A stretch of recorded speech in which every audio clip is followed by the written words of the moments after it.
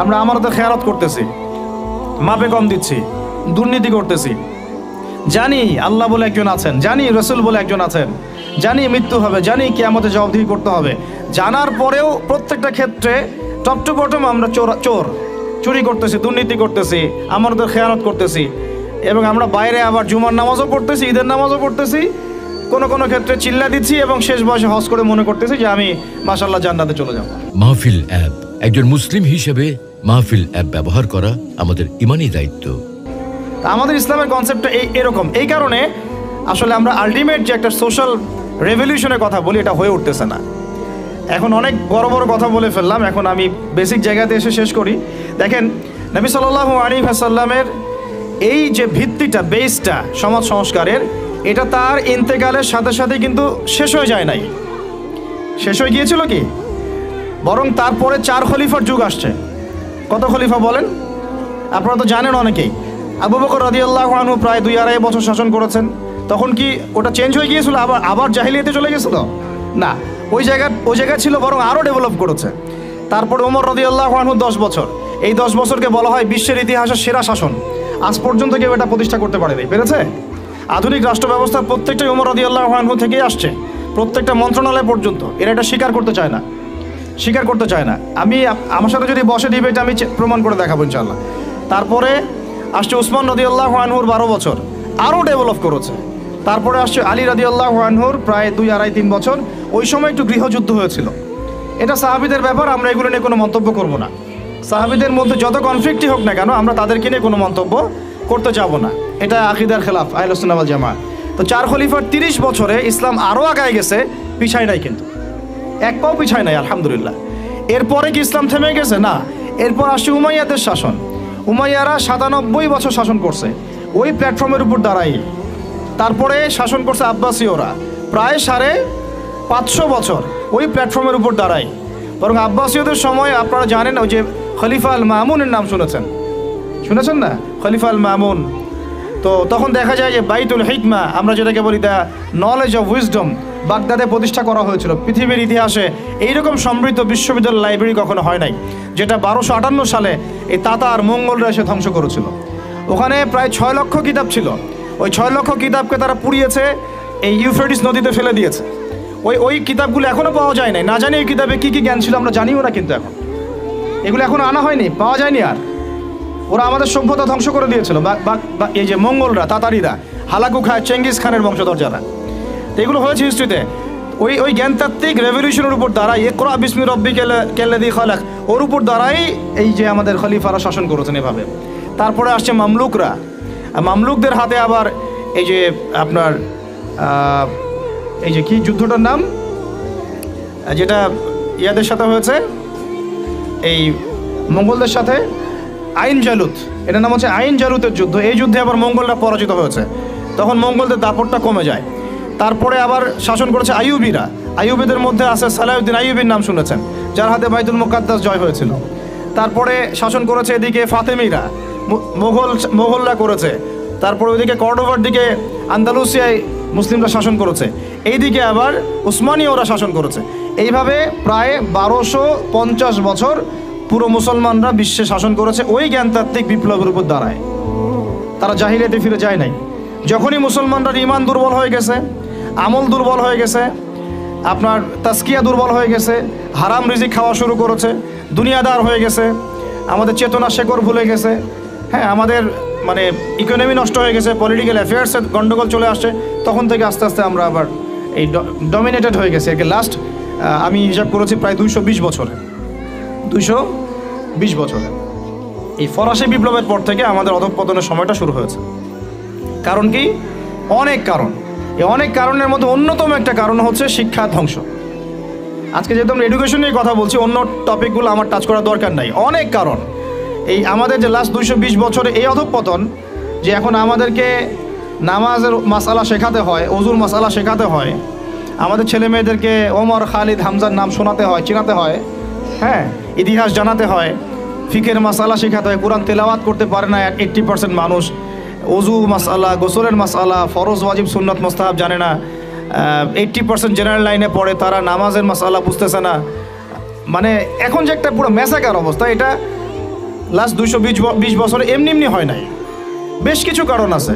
তার মধ্যে আমি একটা কারণ ফাইন্ড আউট করেছি, সেটা হলো এই ইকোনমিক কারণ, একটা পলিটিক্যাল কারণ, একটা হচ্ছে সাংস্কৃতিক আগ্রাসন, একটা হলো কাফেরদের দৌরত্ব, একটা হলো আমাদের চেতনা মানে নষ্ট হয়ে যাওয়া, শেকড় থেকে দূরে সরে আসা। সবচেয়ে বড় কথা, আল্লাহ এবং তার রাসূলের সাথে যে প্রতিশ্রুতি দিয়েছিলাম আমরা, এখান থেকে আমরা খেয়ানত করেছি আর কি, খেয়ানতকারী, মূল কথা এটা। এখন কথা হচ্ছে এই লাস্ট 200 বছরে আবার কিভাবে এডুকেশনটা নষ্ট হয়ে গেল, কিভাবে, এটা একটা পয়েন্ট।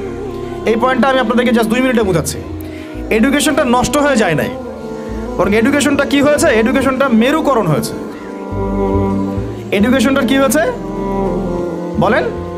মেরুকরণটা কি? মেরুকরণ মানে হচ্ছে যে আমরা এটাকে শিক্ষা, যে আসলে শিক্ষাই, ইসলামী শিক্ষাও শিক্ষা, ইংরেজি শিক্ষাও শিক্ষা, ম্যাথামেটিক্সও শিক্ষা, সায়েন্সও শিক্ষা, আর্টসও শিক্ষা, কমার্সও শিক্ষা, যতক্ষণ না সেটা কোরআন সুন্নাহর সাথে সাংঘর্ষিক হয়, সব কিছুই জ্ঞান।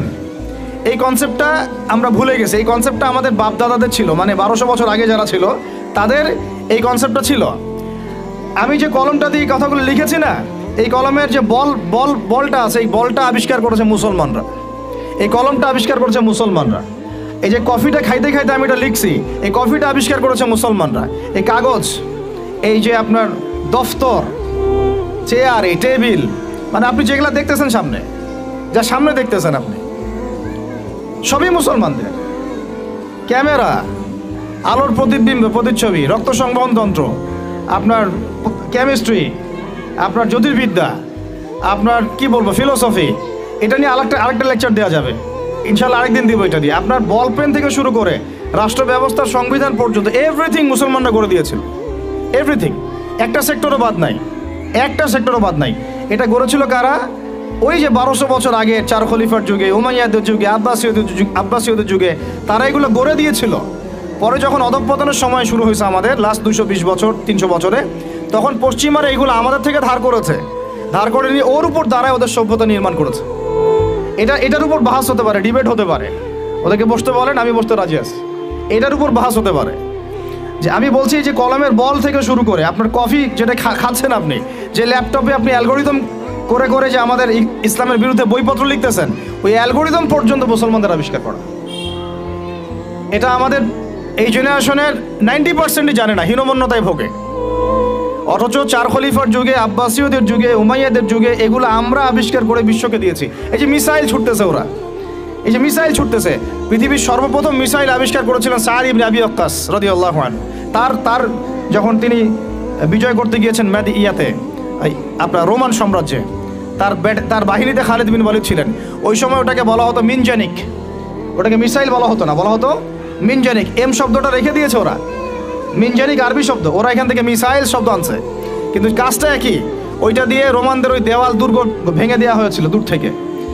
আমি জাস্ট বলতে চাচ্ছি, 4 খলিফার যুগে, আব্বাসীয়দের যুগে, উমাইয়াদের যুগে বিশ্বে মুসলমানরা যে প্রত্যেকটা ডিপার্টমেন্ট করে দিয়েছে, ওর উপর দাঁড়ায় আজকের এই পশ্চিমারা দাঁড়ায় আছে, এই বিশ্ব দাঁড়ায় আছে।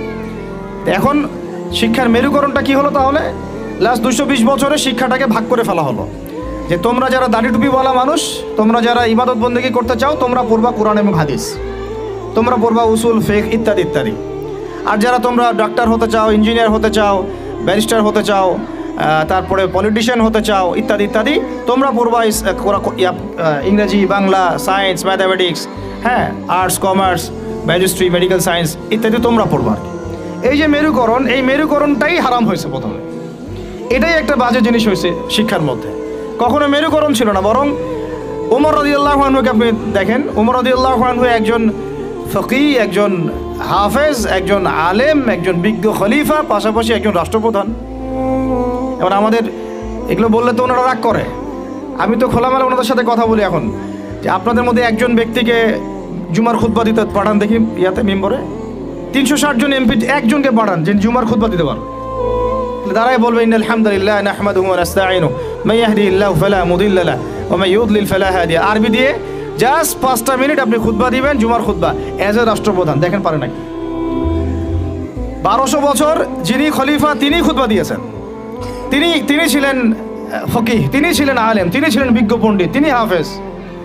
এই 1250 বছরে যিনি ফিলোসফার, তিনি এদিকে আবার মুহাদ্দিস। যিনি মেডিকেল সায়েন্সের দক্ষ তিনি আবার এদিকে হাফেজ, সেখানে কারি, সেখানে আলেম। এই শিক্ষার বিভক্তিটা আমাদের মধ্যে ছিল না। সেকুলার কনসেপ্টগুলো যখন আসছে এই লাস্ট 200-300 বছরে, তখন থেকে আস্তে আস্তে শিক্ষাটাকে এইভাবে ভাগ করে আমরা একাকার করে ফেললাম। এখন একজন মসজিদের ইমাম সাহেবকে আপনি যদি জিজ্ঞাসা করেন যে সিরিয়ার রাজধানীর নাম কি, বলতে পারবে না অনেকেই। অর্থনীতির এটা কি, বিটকয়েন কি জিনিস, ও বলবে এটা আবার কি জিনিস। ক্রিপ্টোকারেন্সি কি, বলবে এটার নাম তো জীবনে শুনি নাই, অথচ এটা ইকোনমিক্সের একটা বেসিক জিনিস। ইনফ্লেশন কি দেখবেন অনেকেই বলতে পারতেছে না, কিন্তু সে দাওরাত হাদিস পাস করেছে, ইফতা দিয়েছে, তাখাসুস করেছে। তাহলে শিক্ষাটাকে আমরা এভাবে ভাগ করে ফেললাম। এদিকে আবার যারা জেনারেল লাইন আমরা পড়েছি, ধরেন জিজ্ঞাসা করেন যে ফরজ গোসল কেমন করে করতে হয়, সবাই ফরজ গোসল করি, কিন্তু আমরা যারা ম্যাচিউরড এবং ম্যারিড অনেকেই মাসালা ভুল আছে। অনেকেই পর্দা করে, পর্দার ফরজগুলো বলতে পারবে না। নামাজ, সবাই নামাজ পড়ে, নামাজের আরকান আহকামগুলো বলতে পারতেছে না। আমাদের এই যে ইয়াং জেনারেশন যারা স্কুলে, কলেজ, ইউনিভার্সিটিতে পড়েন, আপনি সবাইকে ধরে ওযুর খালি 4টা ফরজ জিজ্ঞাসা করেন, ওযু 4 ফরজ কি বলো দেখি, দেখবেন বলতে পারতেছে না। এই যে অবস্থাটা, এটা কি আপনাদের কাছে মনে হয় এমনি হঠাৎ করে হয়েছে? নো, এটা বিগত 100-200 বছরের ওদের মেহনতের ফসল। আর আপনারা কি চাচ্ছেন এটা একদিনে একটা স্কুল দিয়ে চেঞ্জ করতে? মোটেই পসিবল না, আর মোটেই পসিবল না। আর যদি মনে করেন একজন ভাই, একটা সরকার, একটা প্রশাসন, একটা ইসলামিক দল, তার উপর দায়িত্ব চাপাই দিলে আমরা দায়মুক্ত হব, কোনোদিনও সম্ভব না। আমাদেরকে আরও এরকম 30-40 বছরের একটা মিশন নিয়ে নামতে হবে। 30 বছর একটা মিশন নিয়ে নামতে হবে।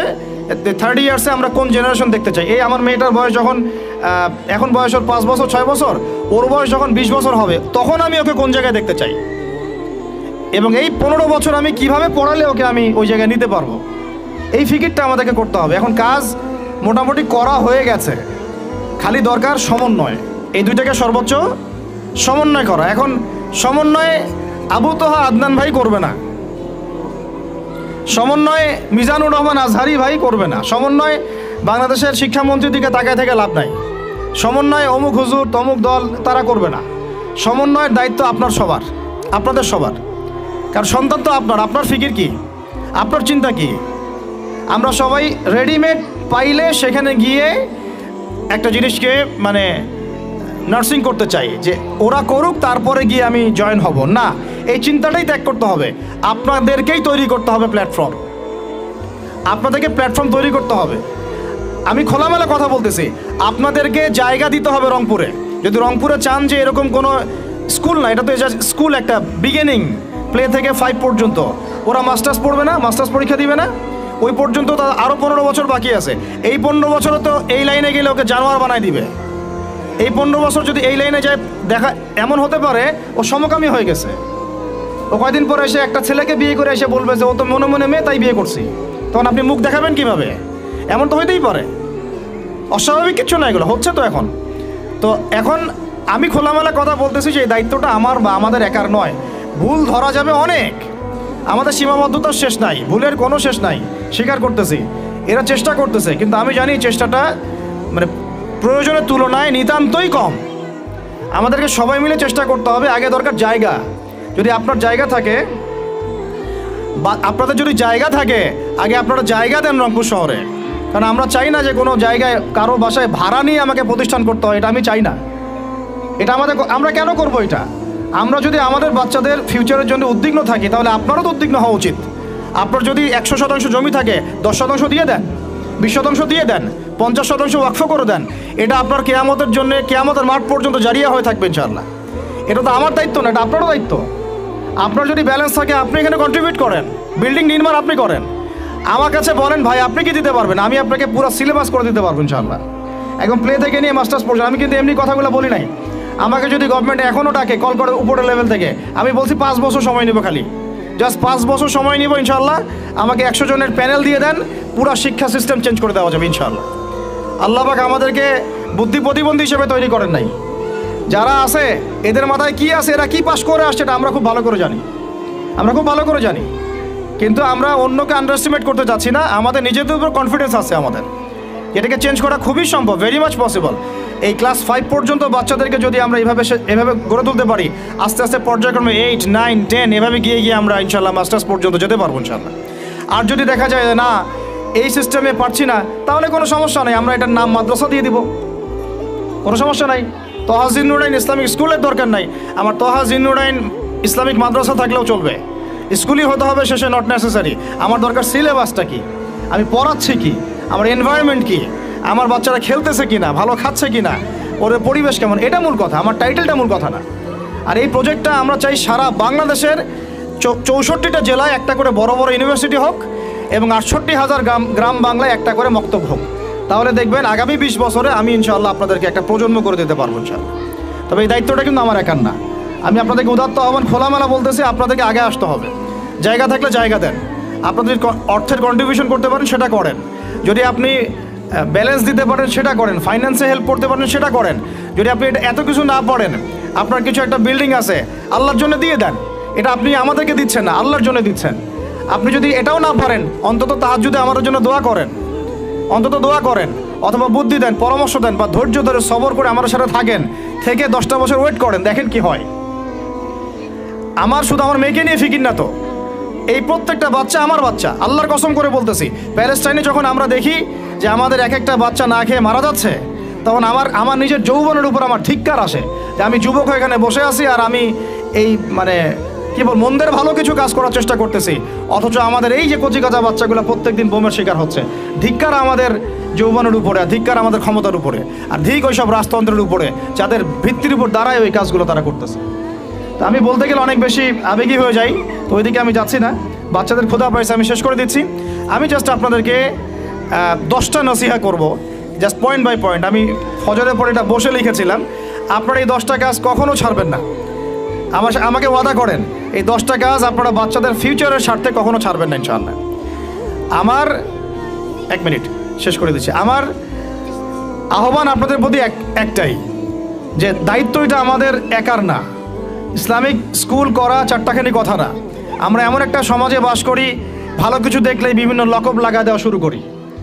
কালকে যদি আমাকে একটা লকব লাগায় দেয়, আপনি তো কিছু করতেও পারবেন না। অতএব এই কাজটা আমার একার নয়, এই কাজটা আমাদের সবার। ভালো কিছু দেখলেই আমরা ট্যাগ লাগানো শুরু করি। আর আমাদের ভিতরে যে শত্রুটা আছে, এরা থাকলে বাইরের শত্রুর দরকারই নাই।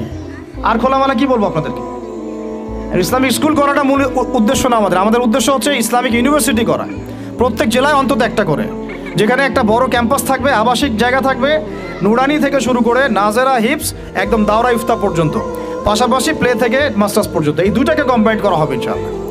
এটার জন্য আপনাদের পক্ষ থেকে আমাদের দরকার সহযোগিতা। আমি এভাবে কিন্তু কখনো সহযোগিতা কখনো অনলাইনেও চাই না, অফলাইনে বলিনি কখনো। যতটুকু পারছি আমরা নিজেদের মতো করে করছি, বাট এটা আমার একার পক্ষে আর পসিবল না, আমাদের পক্ষে মোটেই পসিবল না। আমাদের বড় জায়গা দরকার, মাঠ দরকার, এরা খেলবে, আবাসিক জায়গা দরকার, তারপরে এদের ধরেন যে ভালো ভালো টিচার আনবো, আমাকে ভালো স্যালারি দেওয়া লাগবে। আমি যদি ট্রেনার আনতে চাই, আমাকে আরও ভালো স্যালারি দিতে হবে। আমার দরকার উন্নত পরিবেশ, হাইলি রেকমেন্ডেড একটা ক্যাম্পাস। আমার দরকার স্থায়ী ক্যাম্পাস, যেটা আমাদের স্থায়ী তহা জিন্নুরাইন অ্যারাবিক মাদ্রাসার নামে ওয়াকফ করা, যেখানে অন্য কারো হস্তক্ষেপ থাকবে না। যে আমাদেরকে বাড়ির মালিক বললেই 2 দিন পর বলতে পারবে না যে কালকে ছেড়ে দেন বাড়ি, পরশুদিন ছেড়ে দেন বাড়ি, মানে মগের মূল্য। একটা প্রতিষ্ঠান মুহূর্তের মধ্যে তো ছেড়ে দেওয়া যায় না, একটা স্বপ্ন নিয়ে আমরা দাঁড়াইছি এখানে। তো এগুলো যারা বুঝে না, তাদের সাথে তো আমাদের কথা বলে লাভ নয়। যারা বুঝেন, তাদের প্রতি আমার উদাত্ত আহ্বান, আপনারা আপনাদের জায়গা থেকে আগায় আসেন ইনশাআল্লাহ। এটা আমাদের জন্য না, আপনি আপনার সন্তানের জন্য, এই সমাজের জন্য, এই জাতিকে ভালো কিছু দেওয়ার জন্য একটা প্রজন্ম বিনির্মাণের স্বার্থে আপনারা আমাদের সাথে থাকবেন ইনশাআল্লাহ। এটা আমরা আশা করি আপনাদের কাছে। তো আমার 10টা নসিহত হচ্ছে, 1, যে আমাদের বাচ্চাদেরকে ওদের লক্ষ্যটাকে স্থির করাবেন, ওদের জীবনের লক্ষ্যটাকে। 1 নাম্বার, ওদের জীবনের লক্ষ্য হবে জান্নাত। এবং আমাদের বরেণ্য যে সিংহ পুরুষরা আছেন উম্মার, ওদেরকে চিনাই দিবেন, ওদের মতো ওদেরকে হতে বলবেন।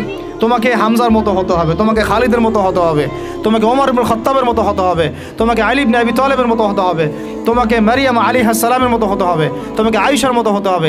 এই চেতনাগুলো ছোটবেলা থেকে ওর মধ্যে ইনস্টল করেন। ও সামনে একটা রোল মডেল দেখবে যে আমাকে এরকম হতে হবে। এইসব ক্যাটরিনা সব ফেলান, এগুলা পরিমণি সব ফেলান, এগুলো বাদ দেন। যা চলতেছে যে সাকিব টাকিব সব বন্ধ করেন, এইসবে কোনো ফিউচার নাই। এসব ফিউচার হয়তো দুনিয়াতে কিছু দিতে পারে, কিন্তু পরকালে আল্লাহ পাকের আযাব গজব থেকে বাঁচার কোনো অপশন নাই। 2 নাম্বার, সন্তানকে 2 নাম্বার, সন্তানকে নিজের মনে করবেন না। সন্তানকে মনে করবেন এটা আল্লাহর আমানত আপনার কাছে। এই আমার ছেলে, এটা আমার ছেলে না, এই ছেলেটা আল্লাহ পাক আমাকে দিয়েছেন। বিশ্বাস করেন আমরা তো ওকে নেওয়ার জন্য চেষ্টাও করি নাই। এমন হয়নি আপনাদের সময়? সন্তান না চেষ্টা করতো সন্তান আসে নাই? কোনো কোনো ক্ষেত্রে এমন হয়েছে সন্তান নষ্ট করার মানুষ চেষ্টা করছে, তাও সন্তান আল্লাহ দিয়েছেন। সন্তান আমার না, সন্তান আল্লাহর দেওয়া, আমার কাছে আমানত। একে যদি আমি সুসন্তান রূপে মানুষ না করি, আগামী দিনে ওমর না বানাই, তাহলে আল্লাহ আমাকে ধরবেন। That's all. 1 নাম্বার, সন্তানকে ওর গন্তব্য চেনাবেন, ওকে আমাদের সিংহ পুরুষদেরকে পরিচয় করাই দিবেন, ওর মতো তাদের মতো হতে বলবেন। এবং সন্তানকে আপনার নিজের মনে করবেন না, সন্তানকে মনে করবেন আল্লাহর দেওয়া জাস্ট একটা আমানত। 3 নাম্বার, সর্বোচ্চ সেরা কারিকুলাম যারা দিচ্ছে ওই রকম প্রতিষ্ঠানে আপনি ওকে পড়াবেন। এরকম প্রতিষ্ঠান যদি সরকার দেয় তাহলে সরকারি প্রতিষ্ঠানে পড়াবেন, আমার কোনো সমস্যা নেই। যদি না দেয় তাহলে বেসরকারি, আর যদি বেসরকারিও না থাকে তাহলে আমরা গড়ে তুলব ইনশাআল্লাহ, ইনশাআল্লাহ তাআলা। 3 নাম্বার হচ্ছে এটা, 3 নাম্বার। 4 নাম্বার, আল্লাহর ওয়াস্তে, এটা আমি প্রথমে বলতে চাইছিলাম, আল্লাহর ওয়াস্তে ডিভাইসের এডিকশন থেকে বাচ্চাদেরকে বাঁচান। ডিভাইসের এডিকশন এত মারাত্মক যে আমি নিজে এখন কোরআনের আয়াত ভুলে যাচ্ছি দিন দিন। এই ডিভাইস আমার হাতে যেটা আছে এটা একটা পয়জন, এটা একটা হিপনোটাইজ করার যন্ত্র মানুষকে। এই মোবাইলের এডিকশন থেকে বাচ্চাদেরকে বাঁচাবেন আল্লাহর ওয়াস্তে। যদি আপনি বাচ্চাকে হাফেজ বানাতে চান, আলেম বানাতে চান, কারি বানাতে চান, মুহাদ্দিসা বানাতে চান, এটা হাতে থাকলে আপনি পারবেন না। এটাতে এডিক্টেড হয়ে গেলে আপনি কোনোভাবেই বাচ্চাকে মেমোরি ধরে রাখতে পারবেন না। বহু হাফেজে কোরআন ভুলে গেছে দিন দিন এটার কারণে। এটার মধ্যে অ্যাডাল্ট্রি অনেক কিছু আছে, ওরা এগুলো বোঝে, ওরা এগুলো এখন বোঝে, কিন্তু ওরা ছোট নাই এখন। এগুলো একটা কার্টুন দেখতে গিয়ে ওরা 10টা দেখে ফেলবে, আজে বাজে জিনিস দেখে ফেলবে। এটার মানে ব্যবহারটাকে নিয়ন্ত্রণ করেন, ডিভাইস এডিকশনটা বন্ধ করেন। আল্লাহ পাক তৌফিক দান করেন, আমিন।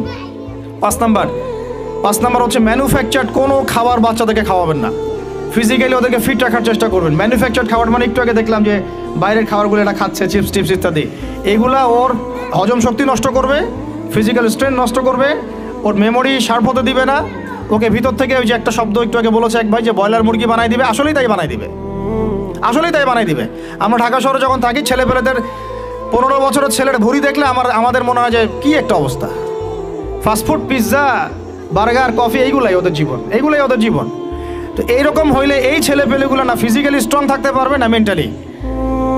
আর মনে রাখবেন, কোরআনে আল্লাহর কিতাবের মধ্যে আল্লাহ পাক নেতৃত্ব দেওয়ার 2টা গুণাবলী বলেছেন। কয়টা বলেন? মাত্র 2টা। নেতৃত্ব দেওয়ার জন্য ওই রকম জায়গায় যেতে হলে 2টা গুণাবলী এনশিওর করতে হয়। একটা হচ্ছে ফিজিক্যাল স্ট্রেংথ, একটা হচ্ছে ইলমের স্ট্রেংথ। বাস্তাতাম ফিল জিসমি ওয়াল ইলম আও বাস্তাতাম ফিল ইলমি ওয়াল জিসম, মানে জ্ঞানে এবং দৈহিক শক্তিতে বলীয়ান হওয়া।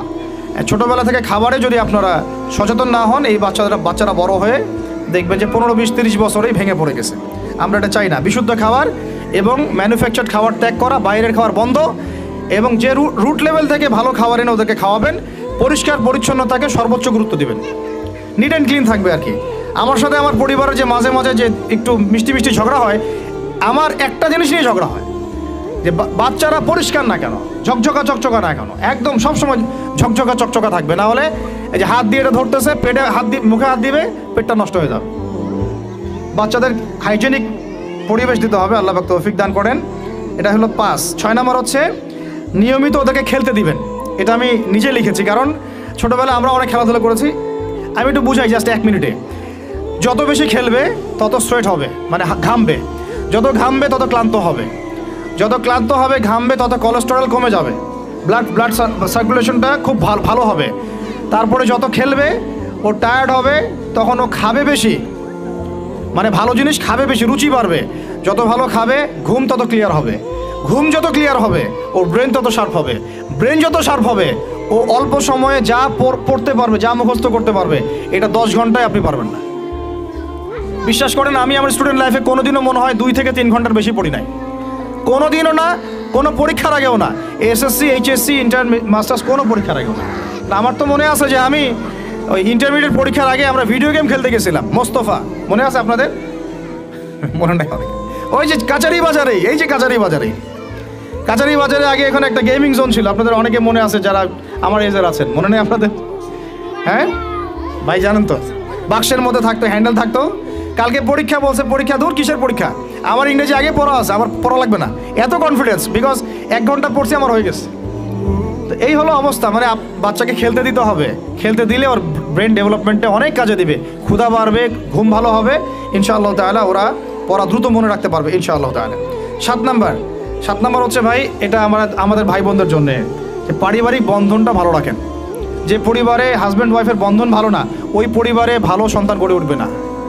ওর অনেক কিন্তু দেখবেন যে মানে মেন্টালি অনেক ডিপ্রেসড হয়ে যাবে। পারিবারিক বন্ডিংটা খুব ইম্পর্টেন্ট। এই জন্য আমরা দোয়া করি আল্লাহ পাক যেন সবার মধ্যে পারিবারিক বন্ডিংটা ভালো রাখেন এবং পারিবারিক কলহ থেকে আল্লাহ পাক আপনাদেরকে হেফাজত করেন, আমিন। আর অ্যাটলিস্ট বাচ্চাদের সামনে এগুলো করবেন না। যদি ঝগড়া হয় বা কথা কাটাকাটি হয়, অ্যাটলিস্ট বাচ্চাদের সামনে করবেন না। এগুলো বাচ্চাদের শিশু মনে অনেক প্রভাব ফেলে, অনেক প্রভাব ফেলে। আপনার ওমর রাদিয়াল্লাহু আনহুর ঘটনা জানেন তো? উনি এত কঠোর কেন জানেন? আপনারা যে বলেন উনি কঠোর মানুষ ছিলেন, কেন জানেন? উনার বাবা তাকে ছোটোবেলায় কঠিন শাসন করতেন, কঠিন শাসন। ঠিক আমি এরকম একটা পরিবেশে বড় হয়েছি। যারা খুব কঠিন শাসনে বড় হয় তারা হয় দুরকম হবে। এক, হয় তারা নষ্ট হয়ে যাবে, অথবা তারা উম্মাকে নেতৃত্ব দিবে। দুটার একটা, হয় তারা খুব মানে মেন্টালি খুব ডিপ্রেসড হয়ে যাবে, অথবা দেখা যাবে যে তারা কঠোরতার কারণে ওরা দেখবেন ইনশাআল্লাহ ইসলামকে নেতৃত্ব দিচ্ছে বা আল্লাহর বিধানের উপর কঠোর হয়ে গেছে। তো আপনারা পরিবারের মধ্যে একটা হৃদ্যতার বন্ধন রাখবেন, যাতে করে পারিবারিক বন্ধন ঠিক থাকে। বাচ্চাদের সামনে অ্যাটলিস্ট কোনো রকম কোলাহল বা ঝগড়াঝাটি বা গায়ে হাত তোলা বা যে সমস্যাগুলো আমাদের সমাজে হচ্ছে, এগুলো যেন কখনো না হয়। আল্লাহ পাক যেন আপনাদের পরিবারের বন্ধনটাকে সুন্দর রাখেন, আমিন। আর 8 নাম্বারটা হচ্ছে বাবাদেরকে বলছি আমি, যে বাবাদের উচিত হবে মাদের দায়িত্ব না শুধু সন্তানদেরকে সময় দেয়া, বাবাদেরকে সন্তানদেরকে সময় দিতে হবে। Because brother, you are not a money making machine at all. আপনি মানি মেকিং কোনো মেশিন না। আপনার কাজ শুধু টাকা আর্ন করা না, তো আপনার আমার কাজ হচ্ছে বাচ্চাকে সময় দেয়া। কোরআন আপনি খোলেন, কোরআনের মধ্যে আপনি মা এবং ছেলের কোনো কনভারসেশন পাবেন না। আমার জ্ঞান ক্ষুদ্র, যদি থাকে আমাকে জানায়েন, যে কোনো জায়গায় যদি থাকে, কোনো জায়গায় যদি পান মা এবং ছেলের কনভারসেশন আমাকে জানায়েন। আমি কোথাও কোরআনে মা এবং ছেলের কোনো কনভারসেশন পাই নাই, মা এবং সন্তানের কোনো কনভারসেশন পাই নাই। আমি যদি ভুল হই বা আমার যদি জানা না থাকে আপনি আমাকে জানাই দিন। আমি সব জায়গায় পাইছি বাবা ছেলে, বাবা ছেলে, বাবা ছেলে, বাবা এবং ছেলের কনভারসেশন। তার মানে কোরআন আমাদেরকে হেদায়েত দিচ্ছে যে বাবাদেরকে সময় দিতে হবে ছেলেদেরকে। ইউসুফ তার বাবার সাথে কথা বলছেন, ইউসুফের বাবা তার ছেলের সাথে কথা বলছেন, লুকমান আলাইহিস সালাম তার ছেলেকে নসিহত করছেন, ইব্রাহিম আলাইহিস সালাম তার ছেলেকে বলছেন আমি তোমাকে জবাই করার স্বপ্ন দেখেছি। মা ছেলের কনভারসেশন খুব পাওয়া যায় না। আমি জানি না, কোনো জায়গায় থাকতে পারে, থাকলে আমাকে জানায়েন, কিন্তু আমি পাইনি কখনো। তো বাবাদেরকে বলবো আপনি সন্তানকে সময় দেন, because you are not a money making machine at all. আপনি কোনো মানি মেকিং মেশিন নন। এটা হলো 8 দুটো বলে শেষ করতেছি। 9 নাম্বার হচ্ছে সন্তানকে চাপ দিবেন না, চাপ দিয়ে ওকে জোর করে কোনো কাঠামো দেওয়ার চেষ্টা করবেন না, বরং আপনি খুঁজে বের করেন আপনার সন্তানের মধ্যে ইউনিক প্রতিভা কি আছে। এই মেয়েটার মধ্যে হয়তো একটা প্রতিভা আছে যেটা আমার মেয়ের মধ্যে নাই, এর মধ্যে একটা প্রতিভা আছে ইউনিক যেটা ওর মধ্যে নাই, ওই ছেলেটার মধ্যে একটা প্রতিভা আছে যেটা আবার এই মেয়ের মধ্যে নাই। আপনি কখনো কারোর সাথে কারো তুলনা করবেন না। তুমি মারিয়ামের মতো ফার্স্ট হতে পারো নাই কেন, তুমি ওই সুমাইয়ার মতো সেকেন্ড কেন হলো না, তুমি ওই আবদুল্লাহর মতো কেন ফার্স্ট হলো না, কখনো এরকম তুলনা করবেন না। এগুলো করলে ছেলেরা ভিতর থেকে, মেয়েরা ভিতর থেকে খুব ডিপ্রেসড হয়ে যায়, আত্মবিশ্বাস হারায় ফেলে। ওরা মানে মনে করে হয়তো আমার দ্বারা কিছু হবে না। বরং আপনি আর উৎসাহিত করবেন, কোনো সমস্যা নেই বাবা, কোনো সমস্যা নেই আম্মু, এবার বরং পরে এবার হবে ইনশাআল্লাহ। বরং তাদেরকে সময় দিবেন এবং খুঁজে বের করবেন যে কোন প্রতিভা আপনার মেয়ের মধ্যে, আপনার ছেলের মধ্যে আছে। কেউ দেখবেন খুব ভালো লিখতে পারে, কেউ ভালো আবৃত্তি করতে পারে, কেউ ভালো নেতৃত্ব দিতে পারে, কেউ ভালো দেখবেন যে মাশাআল্লাহ মুখস্থ করতে পারে। প্রতিভা বিচক্ষণতার সাথে ফাইন্ড আউট করতে হবে। এটা আমার কাজ বাবা হিসেবে, আপনার কাজ মা হিসেবে। আল্লাহ পাক আমাদেরকে এটা করার তৌফিক দান করেন, আমি জোর করে চাপায় দেওয়া যাবে না। আর একটা নসিহত শেষ, সেটা হলো আমরা তো 5 ওয়াক্ত নামাজ পড়বই, বাচ্চাদেরকে তো ইসলামিক পরিবেশ দিবই। আমাদের তাহাজ্জুদের ওয়াক্তে 2 রাকাত নামাজ পড়াটাকে আপনার উপর ফরজ করে নেন। তাহাজ্জুদের ওয়াক্তে অন্তত 2 রাকাত নামাজ পড়াকে আপনার আমার উপর ফরজ করে নেন। যদি ওটা ফরজ না, ফরজ করে নেন, কারণ ওই সময় দোয়া যেগুলো করা হয় আল্লাহর কাছে একদম সরাসরি কবুল হয়। আপনাদেরকে আমি একজন মনীষীর কথা খালি বলবো, ইমাম বুখারী রাহিমাহুল্লাহ, নাম শুনেছেন আপনারা? তার কিতাব কিয়ামত পর্যন্ত ইনশাল্লাহ পড়ানো হবে। ওইটা না পড়ে কেউ আলেম হয় না, তাই না বিষয়টা? তিনি যে একসময় অন্ধ ছিলেন আপনারা কি জানেন? তিনি যে একসময় চোখে দেখতে পারতেন না আপনারা কয়জন জানেন? তার মা তাহাজ্জুদের ওয়াক্তে আল্লাহর কাছে কান্না করতে করতে করতে করতে, আল্লাহ আমার ছেলের চোখটা ভালো করে দাও, আল্লাহ আমার ছেলের দৃষ্টিশক্তি ফিরায় দাও, আল্লাহ আমার ছেলের দৃষ্টিশক্তি ফিরায় দাও। মায়ের এই দোয়া আল্লাহ পাকের আরশ পর্যন্ত পৌঁছে যায় অলৌকিকভাবে, মিরাকুলাসলি। ইমাম বুখারী রাহিমাহুল্লাহ সকালবেলা উঠে চোখে দেখা শুরু করেছে। আজকে ইমাম বুখারী কি এবং তার কিতাবের মূল্য কি, তার মর্যাদা কোথায়, তার কিতাব না পড়লে আমাদের মধ্যে কোনো মানুষ আলেম হতে পারবে না, এটা আমরা এখন স্বতঃস্বীকৃত। কিভাবে হয়েছে ভাই বোনেরা? দোয়ার মাধ্যমে। প্রচুর দোয়া করতে হবে সন্তানদের জন্য। আমি যতবার বাইতুল্লাহ জিয়ারত যতবারই জিয়ারত করেছি, তাওয়াফ করেছি, প্রত্যেক তাওয়াফে আমি সবসময় দোয়া করি আমার ছেলে মেয়েদের জন্য। আল্লাহ আমার ছেলে ওসমানকে ওসমান রাদিয়াল্লাহু আনহুর মতো বানাও। শর্টকাট দোয়ার কি?